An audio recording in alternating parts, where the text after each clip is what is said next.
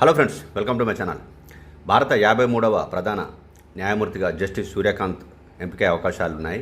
తదుపరి సీజేగా ఆయన పేరును ప్రతిపాదిస్తూ ప్రస్తుత సుప్రీంకోర్టు ప్రధాన న్యాయమూర్తి జస్టిస్ గవాయ్ కేంద్ర హోంశాఖకు లేఖ రాశారు. ఈ మేరకు అధికార వర్గాలు సోమవారం వెల్లడించాయి. సీజేఐ పదవి విరమణకు నెల రోజుల ముందుగా తదుపరి ప్రధాన న్యాయమూర్తి నియామక ప్రక్రియను ప్రారంభించడం సాంప్రదాయంగా వస్తుంది. ఈ ఏడాది మే నెలలో సీజేఐగా బాధ్యతలు చేపట్టిన జస్టిస్ బిఆర్ గవాయ్ పదవీ కాలం నవంబర్ 23తో ముగియనుంది. తదుపరి సీజేఐ నియామకం కోసం కేంద్రం ఇటీవల ప్రక్రియ ప్రారంభించింది. సాధారణంగా సుప్రీంకోర్టు న్యాయమూర్తుల్లో అత్యంత సీనియర్ను ఈ పదవి వర్తిస్తుంది. ప్రస్తుత సీజేఐ జస్టిస్ బిఆర్ గవాయ్ తర్వాత సుప్రీంకోర్టులో జస్టిస్ సూర్యకాంత్ సీనియర్గా ఉన్నారు.